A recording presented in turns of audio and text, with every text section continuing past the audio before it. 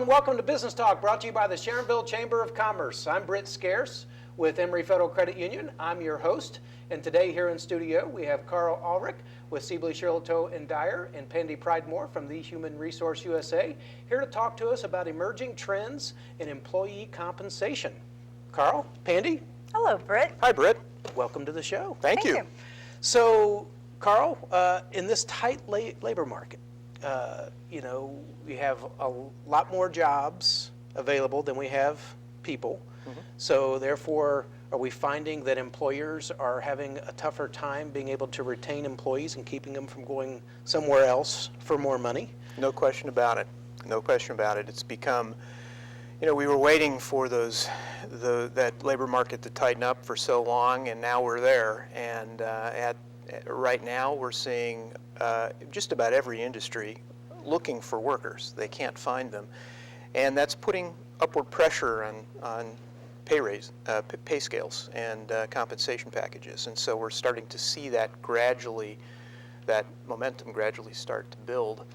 And employers are looking for ways to innovate, looking for ways to attract new workers, to come up with new compensation models that will incentivize people to stick around. And so we're seeing some new things come up. Yeah. Now, Pandy, are we starting to see a lot of people jump ship, or are we seeing people kind of staying loyal to the company that kept them in a job during the Great Recession, where they were just happy to have a job and we're so thankful that they didn't get let go? Well, there's so many moving parts when it comes to compensation, and so many moving parts that we have to take into consideration when we're talking about employee retention. Gone are the days where there are set pay ranges and set pay scales and job classification 1, 4, or all that. That is so blown apart. Yeah. And right now, I think employers are more concerned about just getting that warm body into the workplace and up and functioning, mm-hmm. productive, mm-hmm. and money's just getting thrown here and there. Mm-hmm. There's really no major format anymore. That's why so many publications will now put out that people stay not for the money, but for the culture. Yeah. And we've got this growing desire to identify a culture, maintain a culture, and that's all very important. Mm-hmm. That is all very important, but no one can deny that the bottom line is people have to have a certain amount of money in that bank account every pay period. Even if they love the place Even if they love the job, because there's no denying it. They have to have a roof over their head. They have to pay for their food and all the expenses. They have to live. Mm-hmm. So these compensation issues are a very serious issue, and being creative is the best thing an employer can try to do. Mm-hmm. Now, Karl, are employers, should they wait for an employee to ask for a raise, or should they have a program in place, or should they be proactive trying to incentivize people to stay because, hey, they're saying, hey, things are going well and I'm willing to pay more now? Well, that's a really great question. I like the idea of being proactive. I think part of what Pandy talked about is creativity and being ahead of the curve. You have to incentivize employees. You have to reward them. I think what you're seeing is employers looking for things that are unusual, looking for compensation models that are new and unique. And one of the ways we're seeing that emerge is we're seeing, we talk about raising base salary, but that's only one piece of this. I think actually what we're seeing more of now is we're seeing a base plus some form of variable comp. We're seeing some reward, some kind of project-based reward gain sharing process where, if a project is successful and employees are able to save a company $1 million, a portion of that gets set aside and shared with the employees who worked on the project. These are great. Unique, unusual ways in which you can incentivize good production and good performance, but also you can reward engagement and retention. And those kinds of things, I think, are really going to become more prevalent as time goes on. Mm-hmm. Well, what I like about those kind of plans is it promotes personal engagement. Mm-hmm. I mean, they start taking ownership of a lot of their work if they know that their compensation is tied to that. Yeah. And a lot of organizations aren't accustomed to doing that. the profit margin is theirs, that's not transparent information. In these kind of scenarios, that does become transparent information. We've got, if we make $10 on this job and as profit, we're going to distribute 8 to the employees. I mean, that has a huge impact. Yeah. And that drives culture too, Right. I think, to some degree. We Right. want to emphasize teamwork. We want to emphasize a culture of cooperation and mutual support. But when you're all in it together and you're all sharing in a project result in some form or fashion, that drives a certain amount of teamwork culture. And I think it's a very positive thing in most cases.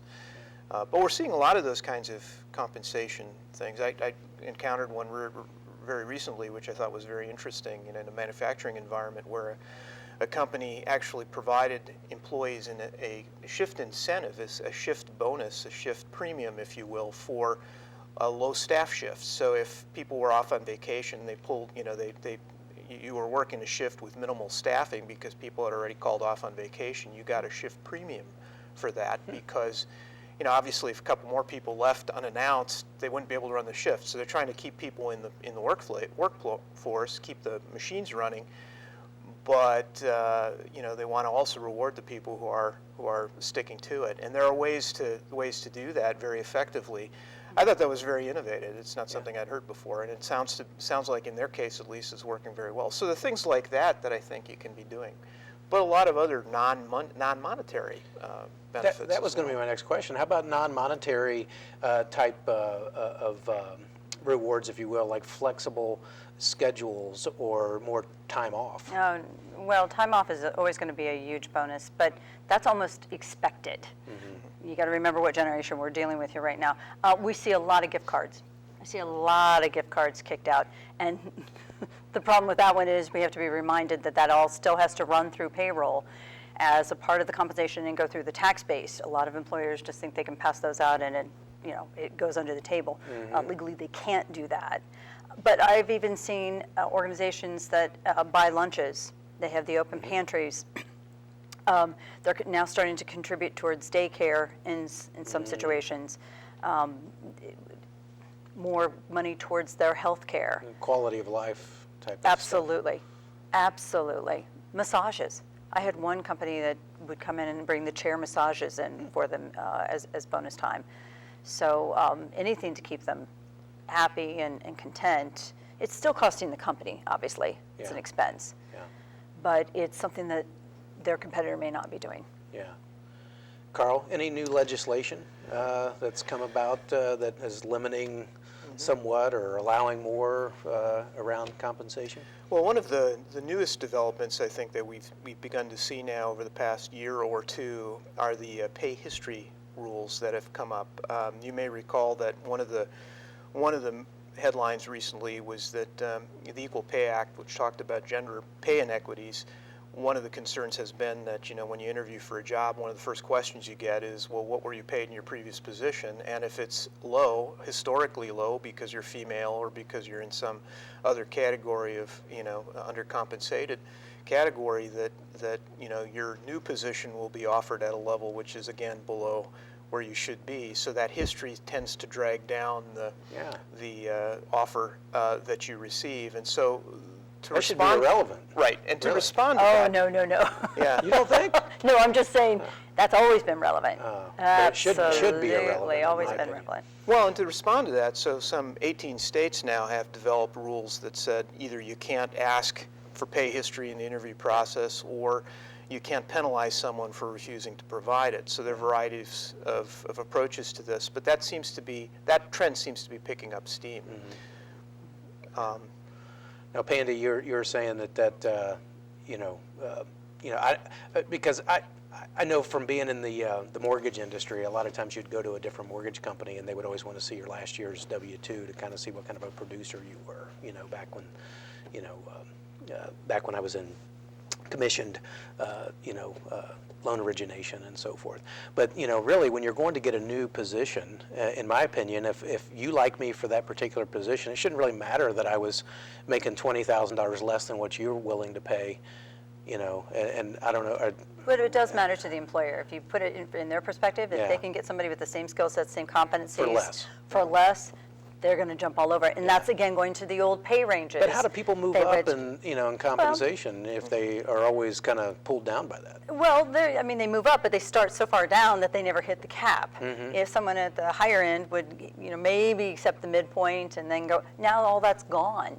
It's completely gone. Okay. So, it's better to start conditioning ourselves now to, again, stay focused on the needs of the business, the needs of that position, the skill sets necessary, and what the company is willing to pay anyone, Right. despite sex, despite race, despite everything. This Which is what we can afford. none of that should matter. I mean, as far as, but I know historically we've had discrimination. Yeah. Yeah. Which Now- unfortunately you've had to litigate, Right. I'm sure, many times. Sure. Now, go ahead and talk about the possible changes here with the Department of Labor. Right. So some of you may recall that we, a couple years ago, had a change in when you are exempt from the overtime laws, there are certain minimum pay requirements to that exemption. And the government tried to raise that minimum salary threshold to around $48,000, I think, in 2016.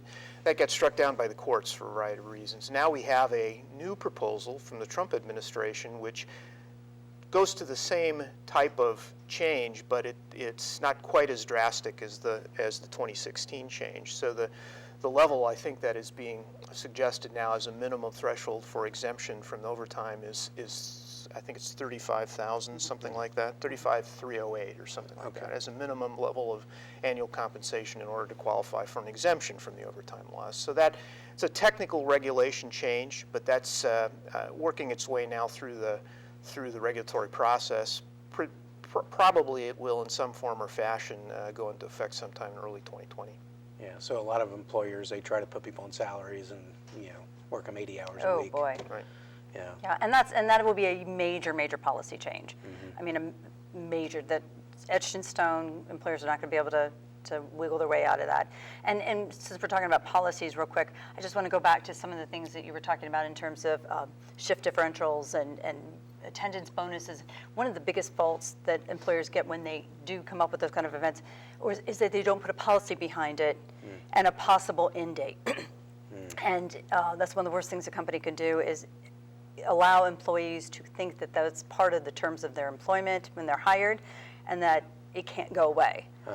Because so at that some overtime point- and shift differential, they start depending on that. Exactly. And if and when the company says, oh, you know what, this attendance bonus isn't working, we're going to take it away, and then you still have this pocket of people who have been depending on it and have been getting it, they just lost that extra $1 an hour. So put policies around and disclaimers so that they understand this is a program. This is not an expectation or a set part of your compensation. Yeah, this isn't guaranteed to last forever. In our last minute, any other parting thoughts?